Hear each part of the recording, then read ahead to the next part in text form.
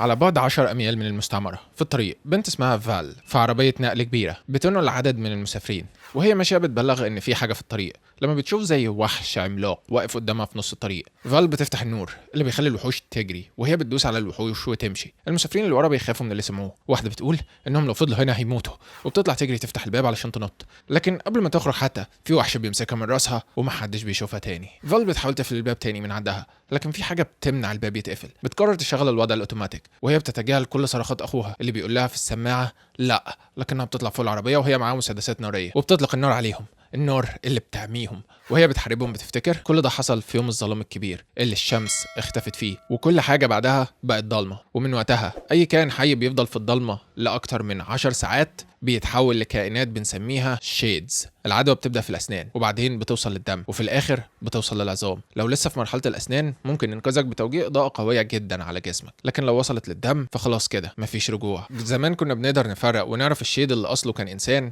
من اللي أصله كان حيوان، لكن بعد 13 سنة من الظلام الشيدز اندمجوا مع بعض وكونوا فصائل جديدة.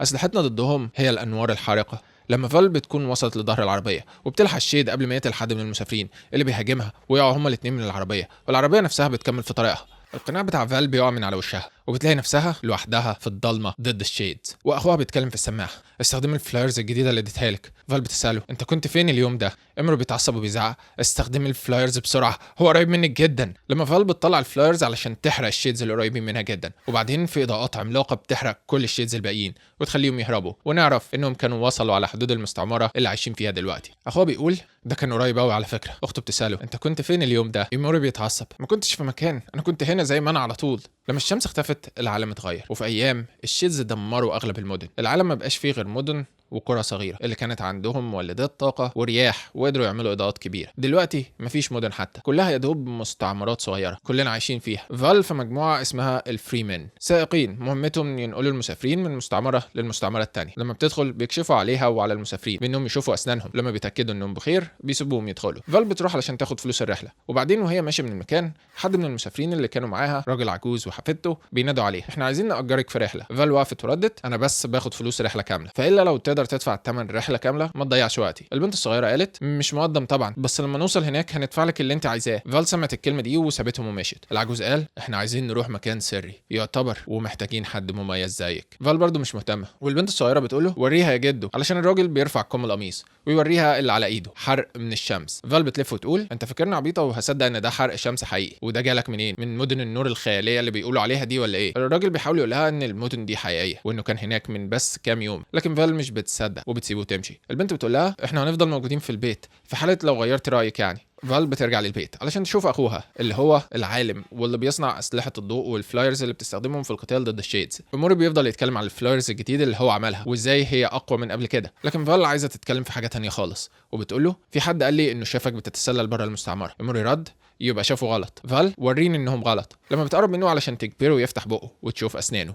وتعرف ان العدوى وصلت ليه، ولما لحقوش يعملوا حاجه هو هيتحول ويبقى شيد. وبتقول له يقعد بسرعه على الترابيزه اللي عليها الجهاز اللي بيستخدموه في علاج الحالات اللي زي كده، لكن قال انه لسه قايم من عليه اصلا. فال قالت له مش مهم اقعد دلوقتي تاني، واموري بيروح. فال بتقول له الفلايرز الاخيره اللي انت عملتها كانت اقوى فعلا. اموري رد انا قلت لك. فال بتخلي اخوها ينام على الجهاز وتفضل قاعده وهي خايفه عليه جدا، وده اللي بيخليها تعمل حاجه غريبه جدا وتروح للراجل العجوز وهي بتقول له لو الفلوس ما كانتش هناك لما نوصل انا هقتلك بنفسي. العجوز رد انا عارف اسمي اوغسطس وحفيدتي اسمها بايلي، هنتحرك امتى؟ فال قالت له دلوقتي يلا لم حاجتك وتعالى. فال بتاخد اخوها في العربيه وبيتحركوا وهي بتطلع صوره لعيلتها قبل ما كل ده يحصل، وبعدها بتلبس القناع وتتحرك. في العربيه بايلي بتقول لجدها هل احنا كده بامان اخيرا؟ اوجست رد ايوه مفيش طريقه هيعرف بيها احنا رحنا فين المره دي. واحنا بنشوف راجل لونه اسود وجسمه كله متغطي بحاجه لونها اسود غامق جدا، وبيدخل عند محطه السائقين. انا عايز اعرف العربيه الاخيره اللي اتحركت راحت فين مع الراجل العجوز والبنت الصغيره. بيلوزر بترد انا مش بدي معلومات عن السائقين بتوعي. الراجل الاسود رد انا اسمي بلاك توب بيل وانا متاكد انك تقدري تعملي الاستثناء.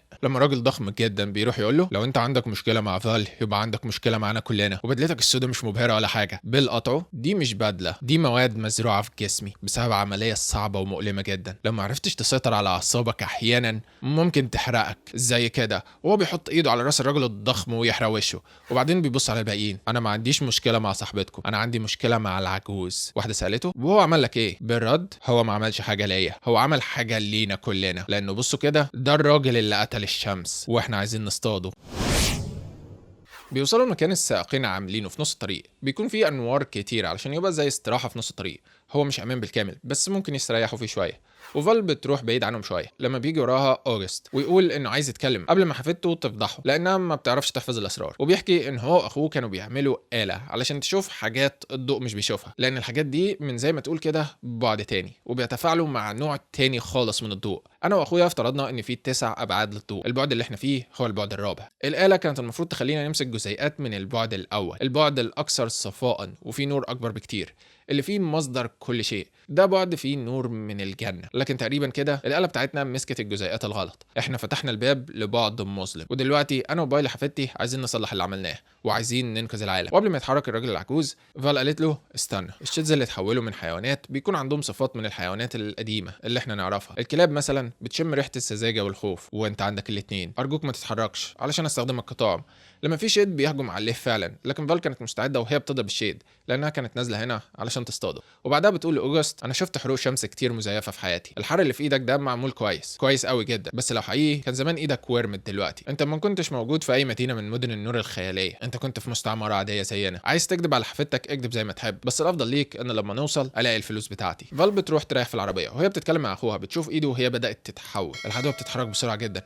وقبل ما اموري يحاول يهداها ويطمن نفسه بتسمع في السماعه بيل ويزر اللي بتكلمها وتقول لها اهربي من الطريق، في حد عايز يمسكك اسمه بلاك توب بيل. فال قالت بلاك توب بيل ازاي يعني؟ ده زي القصص اللي كانوا بيحكوها لنا واحنا عيال صغيرين ولا ايه؟ بيل ويزر الفرق ان ده مش قصه اطفال، ده بجد. هو اخد مجموعه من السائقين اللي خافوا منه ومشي وراه علشان يدوروا عليك. ارجوكي اهربي، هو مش عايزك انت، هو عايز الحقيره اللي معاكي. فال بترفع المسدس على اوجست. قول لي مين اللي بيجري ورانا؟ بيل ردت مفيش حد، كان في واحد بس احنا هربنا منه، هو بس مش عايزنا ننقذ العالم، هو بيحب الضلمه. فال وهو دلوقتي قتل اصحابي، انا عايز اعرف هو ليه بيجري وراكم، انا عايز اعرف السبب الحقيقي. لما فجاه بيسمعوا صوت الانذار، بلاك توب بيل والعصابه اللي معاه على وصول، وبيل بيقدر يخترق اجهزه الاتصال بتاعت فال ويكلمها. ازيك يا فال، هل هتبقي بنت كويسه وتسلميني الراجل العجوز؟ فال بتخليهم يركبوا السياره بسرعه. بيل بيقول لها ساعديني طيب، اساليني اي حاجه. فال سالت هتعمل ايه بيهم؟ بيل هقتلهم وهعذبهم شويه الصراحه قبل ما يموتوا. فال بتتحرك في السياره وبيل بيقول بصي انا عارف انا عايز ايه ومش بكدب، لو هربتي همسكك وبعد ما اقتلهم هحبسك انت واخوكي في اوضه لحد ما يكتمل التحول بتاعه ويقتلك بنفسه، لكن لو سلمتيني الاتنين هسيبك تعيشي وهنقذ حياتك كمان. بص يا فال انا في العاده بشتغل لوحدي، بس المجانين اللي اجروني للمهمه دي معاهم فلوس كتير ومعاهم لمبه شمسيه، حاجه حلوه جدا، ايه رايك؟ حياه العجوز مقابل حياه اخوكي. فال بتسمع الكلام ده وتوقف العربيه. موريال انت بتعملي ايه؟ فال انا مش هسيبك تموت،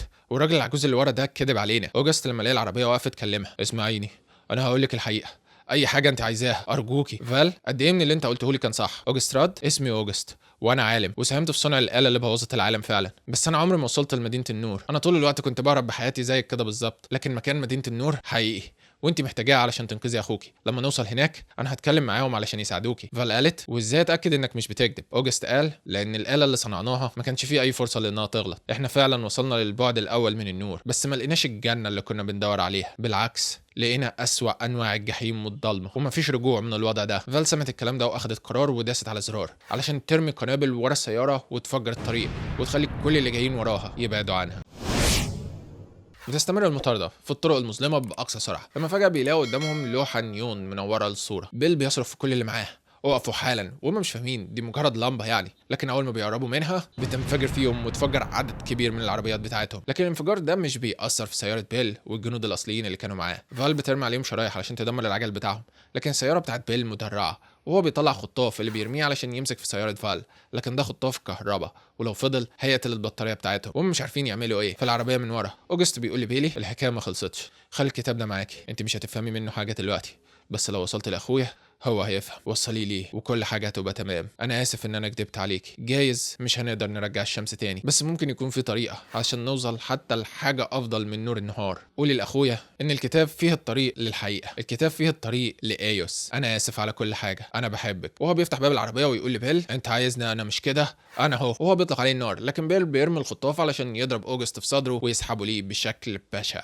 وبيلي بتبكي على جدها اللي بيقولها بسرعه اقفلي الباب. بيلي بتقول انا مش هسيبك ابدا، وبيل بيحط النشان عليها ويطلق الخطاف، لكن في اخر لحظه فال بتوصل وتنقذ بيلي وتقفل الباب. ودلوقتي موري هو اللي بيسوق العربيه وبيقول لها البطاريه قربت تخلص. فال بتقول له ارمي كل الحموله، كل حاجه في العربيه ارميها، علشان يرميها وتفجر الطريق وراهم وتبعد بيل عنهم. بيل بيقف بعد ما خلاص اخد اللي هو عايزه، ودلوقتي بيربط اوجست في العربيه بتاعته من فوق ويقول دي من اللحظات النادره اللي الواحد فيها بيقابل اللي صنعه. انا سمعت انك كنت ضد انهم يختاروني انا لانك كنت فاكر ان انا ممكن استمتع بالموضوع زياده عن اللزوم. اوجست قال وهو بيموت ارجوك، انا اديت بيلي نسخه مزوره من الكتاب، خد الكتاب الاصلي اهو ومش لازم تروح وراها، قتلني انا وسيبها. بيل انا مش هقتلك انت ولا هي يا دكتور، انا هسيبك هنا لحد ما تتحول لشيد وانت اللي تقتلها بنفسك. زي ما قلت لك في طرق كتير علشان تستمتع بشغلك. فال بتوصل مع بيلي لكهف قديم في بصمات ايد كانوا بيعملوها بمواد بتنور في الضلمه، وعلشان كده هو هيبقى كويس يرتاحوا فيه شويه. وفال بتغطي اخوها اللي العدوى بدات تسيطر عليه جدا، وهو بيقول اخيرا ايه اللي حصل في اليوم اللي خرج فيه بره في الضلمه لوحده. هو كان فاكر انه صنع آلة محاكاه للشمس، هو دفع فلوس كتير في تجميعها، هو كان متخيل انها ترجع كل اطياف اللون، هو حط الآلة وجهزها بره المستعمره اللي كانوا عايشين فيها. هو كان عايز حتى يرجع طيف واحد بس، مش لازم كل الاطياف، لكن الآلة ما اشتغلتش وانفجرت.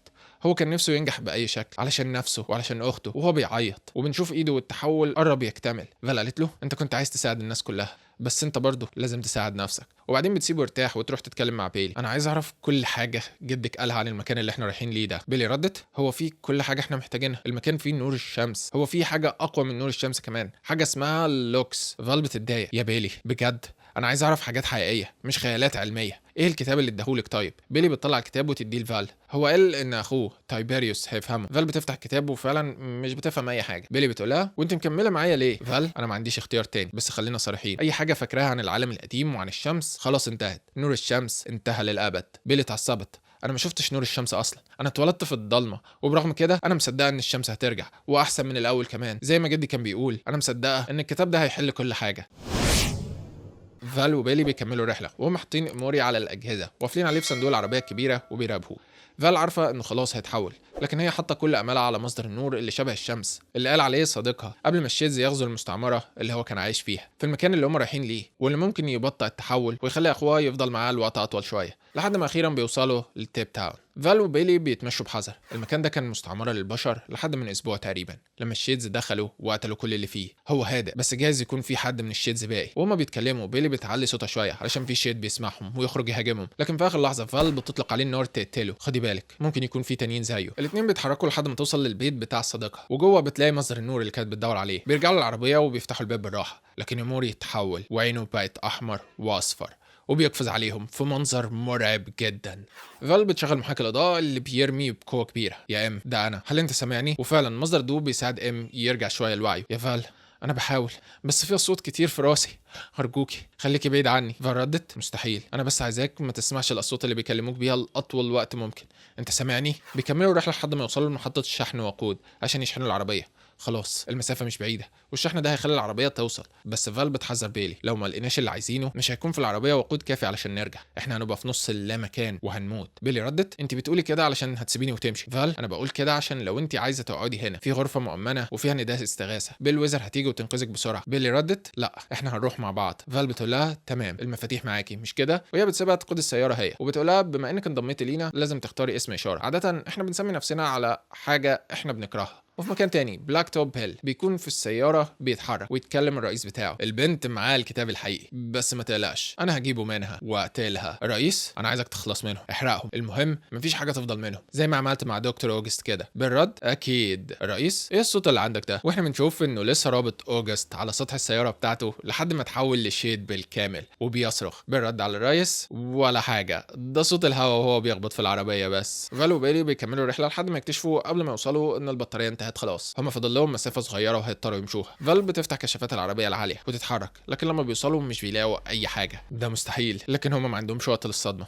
لما بيلاقوا عدد كبير من الشيدز حواليهم، فال بتطلع السلاح وبتقول لبيلي خليك ورايا، وهي بتطلق بكل طاقتها. وبيلي بتستخدم النبله علشان تدافع عن نفسها. وسط قتال بيلي بتبعد عن فال لما بيكاد حد من الشيدز ينقض عليها، لكن فال في اخر لحظه بتلحقها، وبعدها ترمي قنابل غاز عشان ما يقدروش يشوفوا، وتقدر تقرب من بيلي علشان تحميها. بيلي قالت هم تقريبا بيتراجعوا، قنابل الغاز بتاعتك مش بتأثر فيهم. فال مسكتها بسرعة، دي مش قنابل الغاز اللعينة، الحاجة الوحيدة اللي بتخلي الشيدز العادية ترجع هي الشيدز اللي كان أصلهم بشر. وهما بيسمعوا فعلا أصوات غريبة جدا، وفي زي حاجة بتتحرك من بعيد. فال بتقول لبيلي غمضي عينك، لكن اللي بيظهر مش شيدز أخطر ولا حاجة، اللي بيظهر هو راجل وبيفتح زي باب سري كده بسرعة. تعالوا من هنا، أنا اسمي تايبيريوس، أنا أخو جاس، أنتوا في أمان دلوقتي. وإحنا بنشوف إن ده أخو أوجست، واللي هو رسام كسل يرسم شخصية تانية فرسم أوجست وقال لك ده أخوه. المهم تايبيريوس أخدهم وأخد إيموري كمان معاه لمكان سري، وفال بتتحرك قالت في نفسها. وإحنا بنتمشى أنا بدأت أشوف حاجات عمري ما تخيلت إنها موجودة، حاجات ما شفتهاش من 13 سنة. أنا شفت نور الشمس.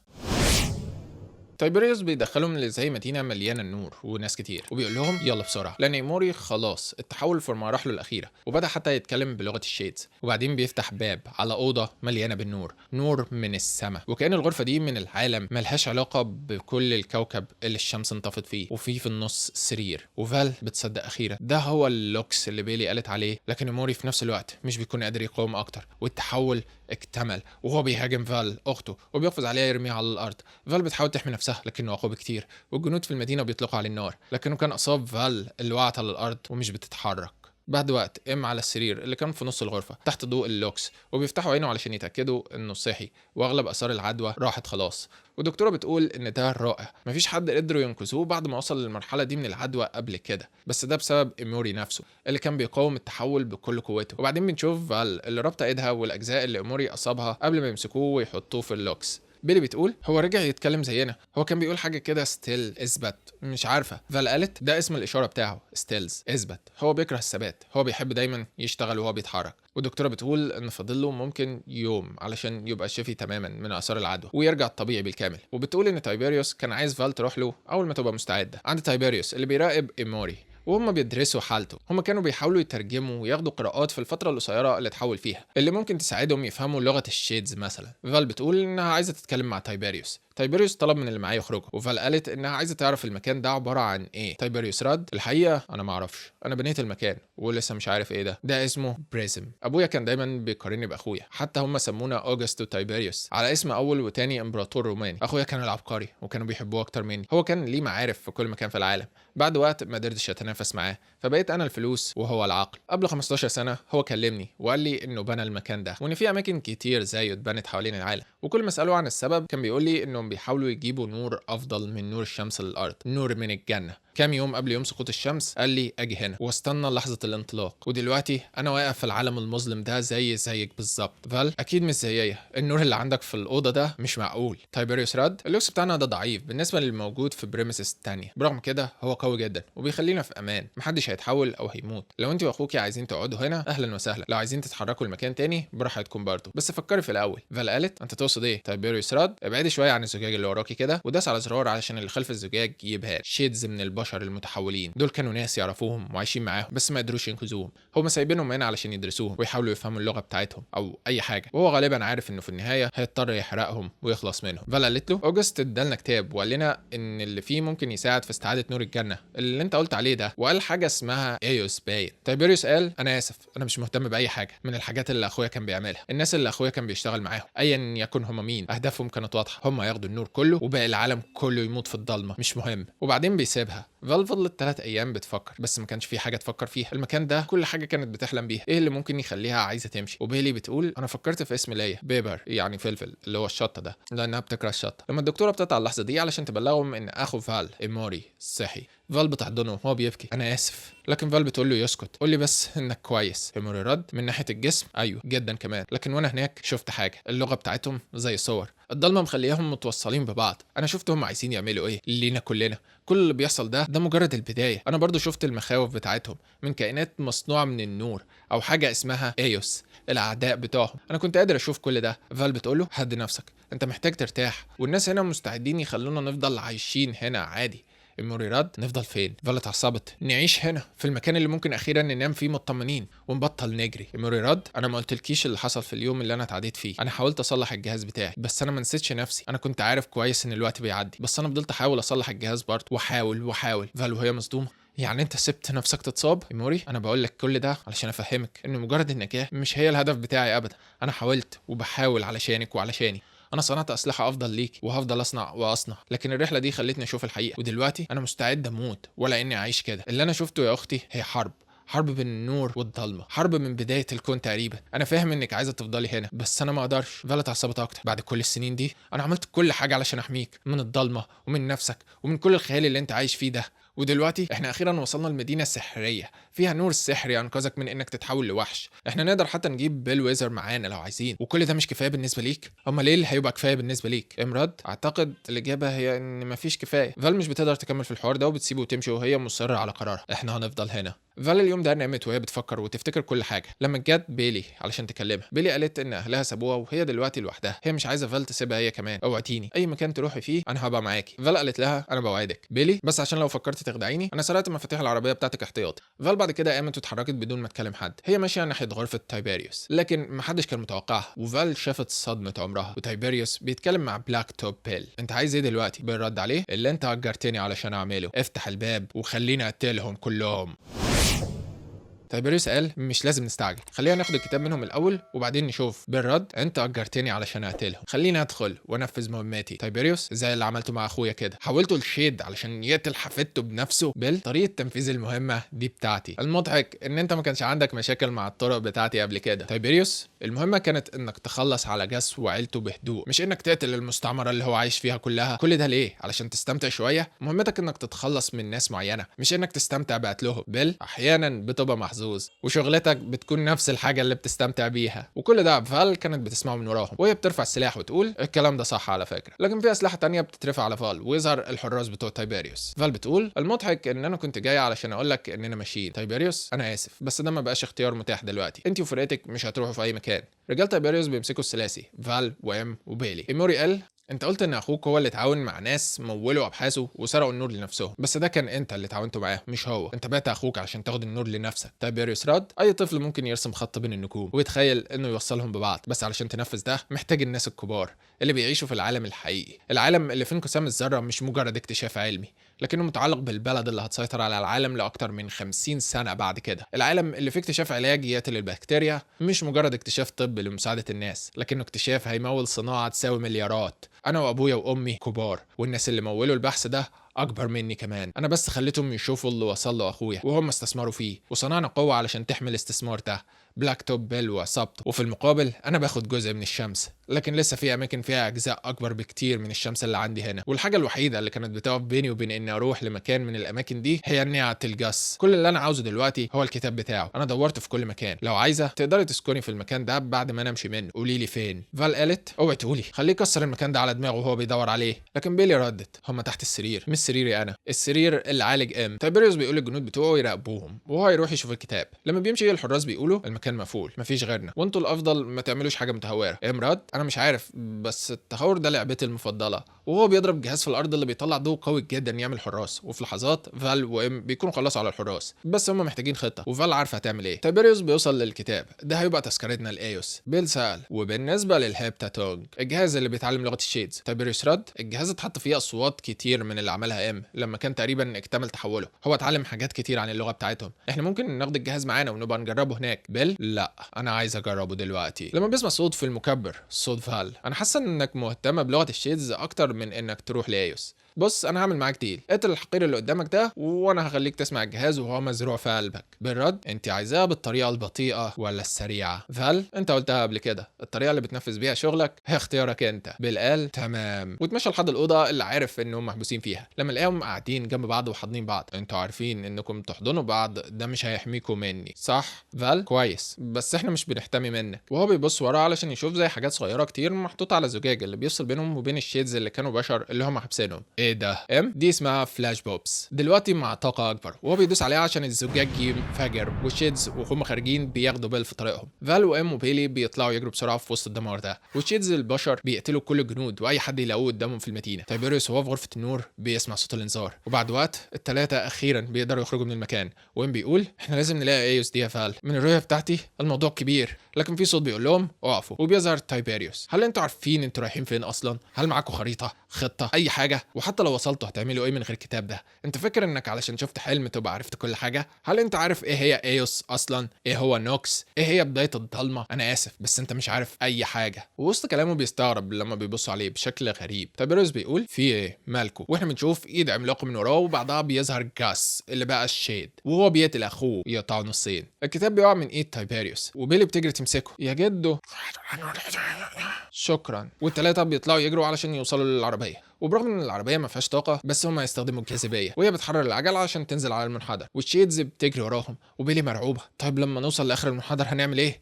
فردت مش عارفه بس احنا هننجح. انتوا سامعيني كويس؟ احنا هننجح. وهما بينزلوا على المنحدر ومرعوبين، والشيدز بتجري وراهم عشان تحت المنحدر بيلاقوا بيل ويزر واقفه مع عربيات كتير وبتقول لهم خلوا الصبح يطلع يا شباب. وكلهم بيفتحوا الانوار القويه جدا اللي بتأذي الشيدز وتخليهم يهربوا. عند البريمس اللي اتدمرت بتاعه تايبيريوس، بيل بيقوم وهو بيتحرك بيسأل حد من الحراس اللي لسه فيه النفس بالعافيه، الهبتاتونج فين؟ الحارس ورا الباب، بس ارجوك ساعدني. وقبل ما يكمل كلامه بيل بيطلق عليه النار يخلص عليه، وبيوصل للباب. اوكي يا الشيدز الجميلة، خلينا نتعرف على بعض اكتر. وبس كده، دي كانت القصة اللي الشمس اتسرقت فيها. ممكن تشوف القصة اللي ما اتسرقش فيها حاجة لكن كل الناس خدت فيها الامنية اللي بتتمناها. وانا هنا بتكلم عن 8 مليار بني ادم اللي عايشين على الكوكب، كل واحد فيهم حصل على جني ممكن ينفذ له اي امنية هو عايزها.